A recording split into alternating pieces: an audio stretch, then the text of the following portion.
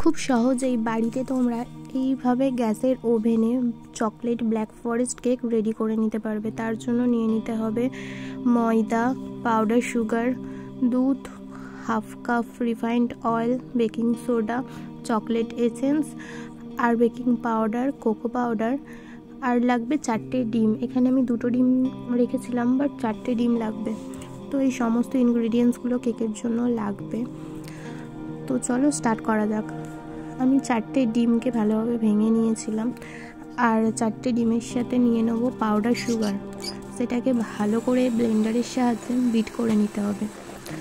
প্রায় 4-5 মিনিট এইভাবে বিট করার পর যখন এরকম ফ্লফি হয়ে আসবে, তাতে দিয়ে দিতে হবে রিফাইন্ড অয়েল।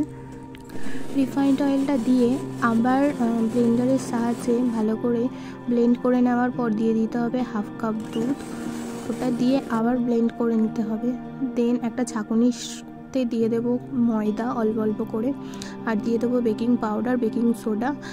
তো ময়দাটা আর ওই সমস্ত ড্রাই ইনগ্রিডিয়েন্টসগুলো ভালোভাবে আমি মিক্স করে চেলে নেব।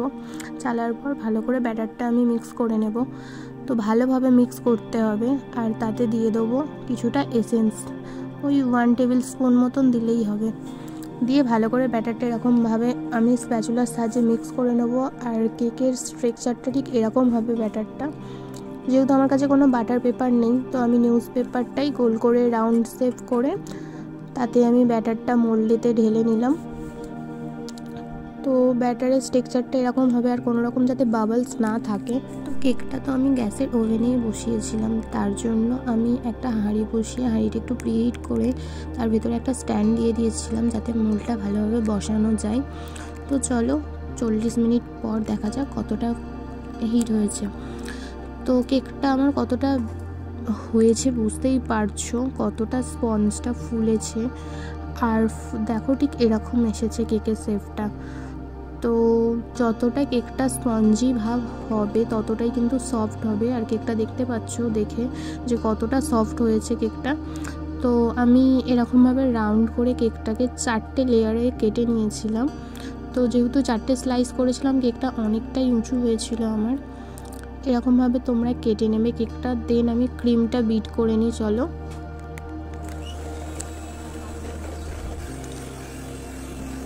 তো ব্লেন্ডারের সাহায্যে ক্রিম বিট আমার হয়ে গেছে।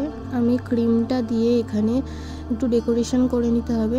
নিচে একটু ক্রিম দিয়ে দেন আমি স্পঞ্জটা বসিয়েছিলাম, যাতে কোনো রকমভাবে সরে না যায়। আর আমার যেহেতু আগে থেকে সুগার সিরাপ আমি করে রেখেছি, তো সুগার সিরাপ কেকটাতে দিলে টেস্টটা আরও অন্যরকম আসে।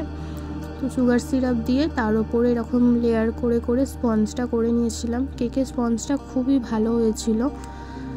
আর এরকমভাবে তোমরা একটার পর একটা লেয়ার দিয়ে কেকটা ডেকোরেশন করতে পারো। তো যেহেতু আমার 4টে লেয়ার হয়েছে, কেকটা অনেকটাই হাইটটা উঁচু হয়েছিল, আর কেকটা খুব সফটও হয়েছে। চারধারে এরকমভাবে ক্রিম দিয়ে ডেকোরেশন করে নিতে হবে একটা করে।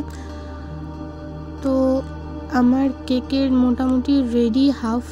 চলো এবার চকলেটটা করে নেওয়া যাক। তো চকলেটটাকে আমি এরকমভাবে একটা গ্রেটারের সাহায্যে গ্রেট করে নিয়েছিলাম। তোমরাও পরিমাণ মতন চকলেটটা গ্রেট করে নেবে। দেন ওপর থেকে ভালোভাবে ছড়িয়ে ডেকোরেশন করতে হবে। আর নজলের কিছু কাজ আছে, চকলেটটা সাইড দিয়ে এরকমভাবে দিয়ে দিলাম, দিয়ে নজল দিয়ে কিছুটা ডেকোরেশন করে দিলাম। কেমন লাগছে কেকটা পুরো জানিও কমেন্ট করে। ভালো লাগলে একটা লাইক করে দিও, আর আমার চ্যানেলটা সাবস্ক্রাইব করে দিও নতুন নতুন ভিডিও দেখার জন্য। আজকের মতো এতটুকুই, দেখা হবে নেক্সট ভিডিওতে। টাটা।